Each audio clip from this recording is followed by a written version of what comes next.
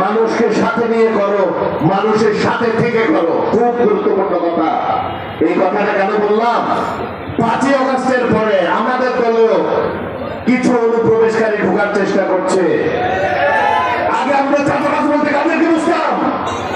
আওয়ামী লীগ, যুবলীগ, স্বেচ্ছাসেবক লীগ, ছাত্রলীগ, এরাই এখন বিভিন্ন জায়গায় চেষ্টা করছে আমাদের দলের ছায়া দলে আসার জন্য। আমি মেখল ইউনিয়ন, দত্তরা ইউনিয়ন এবং উত্তর মাদাসা ইউনিয়ন বিএনপি সহ মঞ্চভূমিষ্ঠ হাটাজারি উপজেলা এবং পৌরসভা নেতৃবৃন্দকে বলছি, আমাদের যা লোক বল আছে আলহামদুলিল্লাহ, কোন দালাল দোষর আপনারা নেবেন নাই দলে।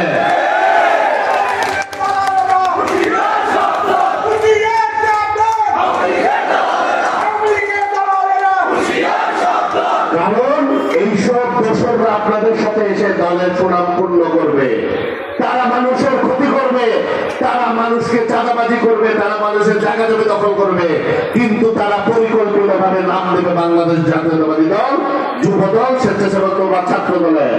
এই জন্য শুধু নেতৃবৃন্দ নয়, আমার যারা মুরব্বী এখানে উপস্থিত আছেন, কেউ যদি দলের নাম ভাঙে, কোন ধরনের অন্যায় অত্যাচার অপরাধ করে, তাদেরকে আপনারা পুলিশের হাতে দিয়ে দেবেন। বিএনপিতে কোন চাঁদাবাজ দখলদার অপরাধের স্থান নেই। আমাদের শক্তি কোন অস্ত্র নয়, আমাদের শক্তি কোন বিদেশি প্রভু নয়, আমাদের শক্তি হচ্ছে আপনাদের মতো কোটি কোটি দেশপ্রেমিক বাংলাদেশি, যাদের ভোটেই বারবার দেশের থেকে খালেদা নির্বাচিত হয়েছে। এবং আমাদের বিশ্বাস করেন, এই আন্দোলনে আপনারা যেভাবে জনাব তারেক রহমানের উপর আস্থা রেখেছেন, আপনারা যেভাবে তাকে নিজের করে নিয়েছেন, বিশ্বাস করেন বাংলাদেশের নির্বাচনে আপনারাই তাকে আবার নির্বাচিত করে দেশের প্রধানমন্ত্রী বানাবেন ইনশাআল্লাহ।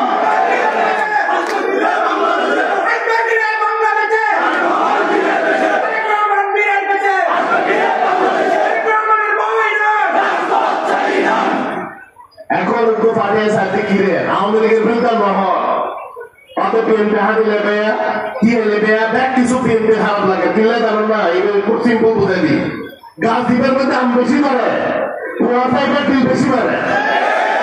এখন দেশের মধ্যে সবচেয়ে ফলবতী গাছ হইলে অন্য বিএনপি, ইতালি বিএনপি এবং ধানের শিশুর বিরুদ্ধে মিথ্যাচার করে, শহীদের রক্তের প্রতি বেইমানি করে, তারা বাচ্চার দেন আওয়ামী লীগ এবং জাতীয় পার্টির দুঃসমনে আবার পুনর্বাসিত হয়। ইনশাআল্লাহ বিএনপি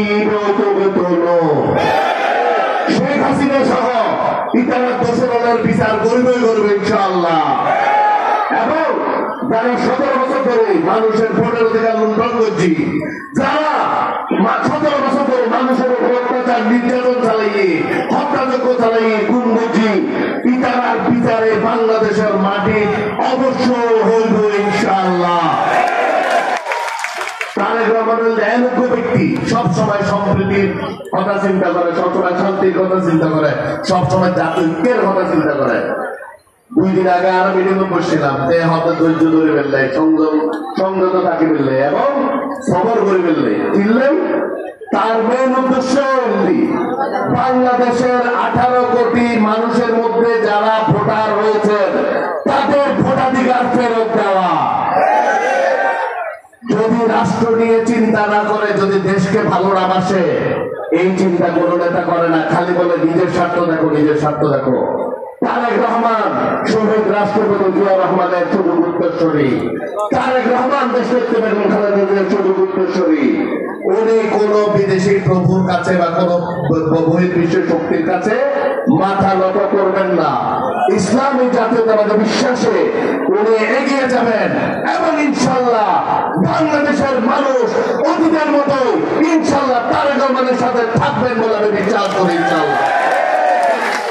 আর এখন নির্বাচন ইনশাআল্লাহ খুব সন্নিকটে।